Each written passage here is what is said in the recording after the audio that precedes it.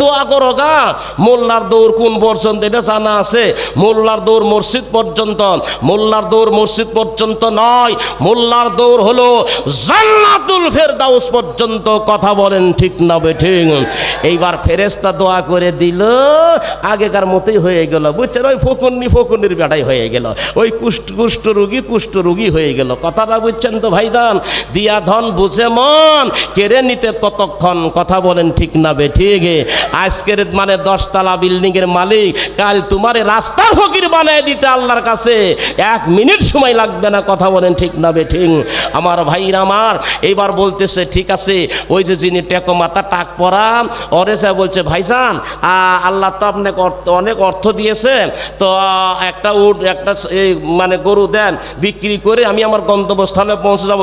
তখন বলছে, হেই একটা গরুর দাম কত জানিস? চাইলেই পাওয়া যায়। এবার বলছে, ভাইজান দেখেন, আপনি কিন্তু টেকো মাথা টাক পরা ছিলেন, মানুষ ছিলেন, আল্লাহ আপনাকে, মানুষ আপনার মাথা দেখে কত টিটকারি করতো, তো আল্লাহ আপনাকে অনেকগুলি গরু দিছে, একটা গরু না আগেকার থেকে ধনী করে, তাই নাকি? দোয়া করে দেয় আগের মতো হয়ে যাও। ও তাই হয়ে গেল। এবার 2 জন ফেল করলো, 1 জন পাশ করে। খেয়াল করেন, আজকে এতগুলা মানুষের মধ্যে কে পাশ করবেন কে ফেল করবেন আমি জানি না। এইবার অন্ধ ব্যক্তির কাছে এই মানবরূপী ফেরেশতা যে বলছে, ভাইজান আমি পথের মধ্যে 6 সম্বত সব কিছু শেষ হয়ে গেছে, আমি একজন মুসাফির মানুষ, আমাকে একটা ছাগল দেন। আপনি গরিব মানুষ ছিলেন, আপনি অন্ধ মানুষ ছিলেন। অন্ধ ব্যক্তিরা এবার হু করে ফুসলায়া এবার বিনাইয়া কান্না করে। আর ফেরেশতা, মানবরূপী ফেরেশতা বলে, ভাই আপনি কেন কান্না করেন? এবার অন্ধ বলে, ভাইজান আপনি কথা ঠিকই বলেছেন, আমার চক্ষু ছিল না, আমি অন্ধ ছিলাম, আমি ঠিক মতো চলাফেরা করতে পারি নাই। ভাইরা আমার, যার 2টো চোখ নাই ওই মানুষটারে জিজ্ঞাসা করেন, ওই মানুষটা কত আপনার কষ্টে আছে। যার 2টো হাত নাই তারে জিজ্ঞাসা করেন, হাতের কত কষ্ট আছে। যার 2টো পা নাই তারে জিজ্ঞাসা করেন, পায়ের কত কষ্ট আছে। হাইরে, হাত পা চক্ষু কি জিনিস? আমি আপনাদেরকে একটা কথা বলে যাই, মরহুম আব্দুল্লাহ ইবনে কাসেম সাহেব বগুড়া জেলার কৃতি সন্তান, গাবতলী থানার বক্তা ছিলেন, সারা বাংলার জমিনে বক্তৃতা করে বেড়াইতেন। আমি শেষ পর্যায়ে এসে ওনার সাথে অনেক মাহফিল আমি করেছি। আমি যখন ওয়াজ করে যখন ঘরে যাইতাম, আমাকে বলতো, জামালপুরের আবুল কালাম ভাই এইদিকে আসেন, আমার মাথায় হাত বোলাইয়া দিয়া উনি আমাকে দোয়া করতেন আর বলতেন, ভাই আবুল কালাম আপনি শোনেন, একদিন আমি থাকবো না, দুনিয়া ছেড়ে চলে যাব, তবে আমার বাস্তবতার জীবনে একটা ঘটনা শুনে যান। হাত না থাকলে কি হয়, চক্ষু না থাকলে কি হয়? এইবার ট্রেনের ভিতরে এক ভিক্ষুক আমাকে বারবার বলে, আমাকে একটু ভিক্ষা দেন, আমাকে 1টা টাকা দেন, 2টা টাকা দেন।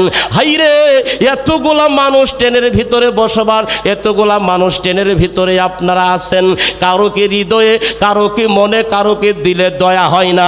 আমাকে একটু টাকা দেন। উনি বললেন, আমার কথাগুলি শুনে হৃদয় নরম হয়ে গেল, আমার কথাগুলি শুনে মন নরম হয়ে গেল। আমি কিন্তু 2 টাকার নোট, 1 টাকার নোট এবং 5 টাকা 10 টাকার নোট আমি চিনতে পারতাম না, 50-100 টাকার নোট আমি বুঝতে পারতাম। উনি বললেন, আমার পকেট থেকে টাকা বের করে আমি অনেক সময় হলে ধরে আসে, কিন্তু টাকা নিচ্ছে না, কি ব্যাপার? আমি বললাম, কি হলো? টাকা আছে কি বড় লোক হয়ে গেছো নাকি? টাকা কেন নিচ্ছ না? লোকটা হু হু করে কান্না করে আর কয়, হুজুর গো,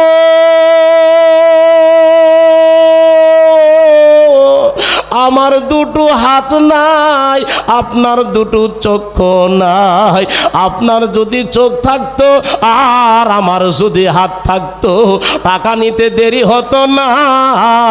আপনার চোখ থাকলে আমার থালে টাকা দিতে দেরি হতো না। আব্দুল্লাহ ইবনে কাসেম সাহেব বলে, আমরা 2 জন 2টা নিয়ামতের অভাব, 2 নিয়ামতের কাঙ্গাল। আমি জিজ্ঞাসা করলাম, তুমি কিভাবে খাদ্য গ্রহণ করো, কিভাবে তুমি প্রসাব পায়খানা করো। লোকটি বলে হুজুর প্রসাব করে আমি পানি নেই না, আমি যখন পায়খানা করি পায়খানা করার সাথে সাথে কি ওই মাঘ মাসের ঠান্ডা কি আর পৌষ মাসের ঠান্ডা, এক কোমর পানিতে নামিয়া পায়খানার গুড়া আমার পায়ের গোড়ালি দিয়া আমার মলদ্বার পরিষ্কার করতে হয়। হুজুর গো এইভাবে আমাকে কষ্ট করতে হয়। বুঝলাম, ঠিক আছে, তুমি খাদ্য কিভাবে গ্রহণ করো?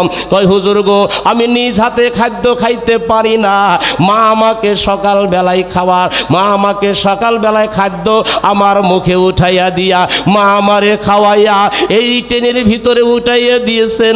মা আমার জন্য অপেক্ষা করতেছে, বিলম্ব করতেছে। এই ট্রেনটা দিনাজপুর থেকে যখন সান্তাহারে আবার যখন ফিরে আসবে, মা আমারে ট্রেন থেকে নামাইয়া মা আমারে খাওয়াইবেন। যতক্ষণ পর্যন্ত মা আমারে না খাওয়াবেন এতক্ষণ পর্যন্ত আমার আর মুখে কোনো খাবার যাবে না। ভাইরা আমার, এই দুনিয়াতে যত মানুষ দেখেন, যত মানুষ শোনেন না কেন, আপনার বন্ধু বান্ধব, আমার বন্ধু বান্ধব স্বার্থ ছাড়া কেউ কাছে আসবে না, বিনা স্বার্থে কেউ ভালোবাসবে না। বিনা স্বার্থে ভালোবাসে একমাত্র জনম দুখুনি মা। জোরে বলেন ঠিক না বে ঠিক? আওয়াজতে বলেন ঠিক কিনা বলেন ভাইরা আমার।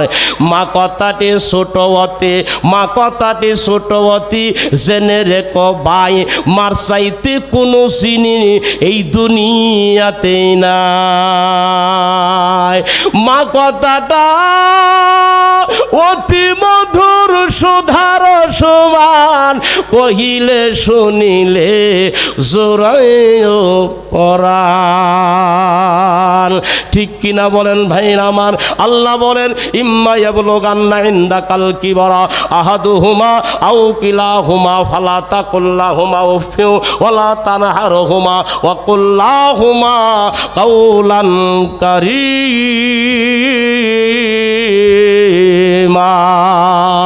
চিৎকার দিয়ে বলেন আল্লাহু আকবার। আমি বলতে বলতে অনেক দূর পর্যন্ত চলে আসছি। আল্লাহর নবী মসজিদের নববীতে বসে আছেন। এমন তো অবস্থায় একজন বৃদ্ধা মহিলা আসলো। আসার পরে নবীজি দাঁড়িয়ে গেলেন, নবীর শরীরের যে চাদরটা ছিল চাদরটা বিছিয়ে দিলেন, মহিলাটা চাদরের ভিতরে বসিয়ে গেল। সাহাবারা কয় নবী গো এই মহিলাটাকে চাদর বিছিয়ে দিলেন, চাদরের ভিতরে বসিয়ে গেল। ইয়া রাসূলুল্লাহ, নবী গো আপনার জলিল কদর সাহাবা, আপনার যে চারজন খলিফা ছিল তার মধ্যে দুইজন হলো শ্বশুর, দুইজন হলো আপনার জামাই। আবু বকর আপনার শ্বশুর, হযরতে ওমর ফারুক আপনার শ্বশুর, ওসমান আপনার জামাই, আলী আপনার জামাই। ইয়া রাসূলুল্লাহ এই চাদরের মধ্যে ভিতরে বসতে কেউ সাহস পাইতো না। শুধুমাত্র তাই নয় নবী গো, জিবরাইল পর্যন্ত আপনার চাদরে বসতে সাহস পাইতো না। ইয়া রাসূলুল্লাহ এই মহিলাটাকে আপনার চাদরের ভিতরে বসিয়ে গেল। আল্লাহর নবী কয় সাহাবারা এই মহিলাটাকে তোমরা শোনো, আমি যখন মায়ের পেটে ছিলাম আমার আব্বা আব্দুল্লাহ মৃত্যুবরণ করেছে। সাহাবারে দুনিয়াতে আসার পরে আমার বয়স যখন 6 বছর মা আমিনা ইন্তেকাল করেন, আমার যখন 8 বছর আমার দাদা মৃত্যুবরণ করেন। ওরে সাহাবারা শোনো, এই মহিলাটার কেউ নয়, এই মহিলা হলো আমার দূত মা হালিমা। জোরে বলেন সুবহানাল্লাহ। এবার ওই অন্ধ বলছে ভাইজান আমি অন্ধ ছিলাম, আমার যা সম্পদ আছে 1টা কেন 10টা কেন আপনি ছাগল নিয়ে চলে যান, আমার কোনো দ্বিমত নাই। আমার বন্ধুগণ আমার 2জন পরীক্ষা ফেল করলো আর 1জন পরীক্ষা পাশ করলো। এতগুলা মানুষের মধ্যে কে পরীক্ষা ফেল করবে আর কে পাশ করবেন? আমি জানি না কার মা নাই, আমি জানি না কার বাবা নাই, আমি জানি না কার মা নাই, আমি জানি না কার বাবা নাই, আমি জানি না কার এই দুনিয়াতে মাও নাই বাবাও নাই। তাই এই মা বাবার নিয়তে এই মাদ্রাসায় আপনারা আশারায় মুবাশশারা 10 জন মানুষ আসবেন, 5000 করে টাকায় মাদ্রাসায় দিবেন।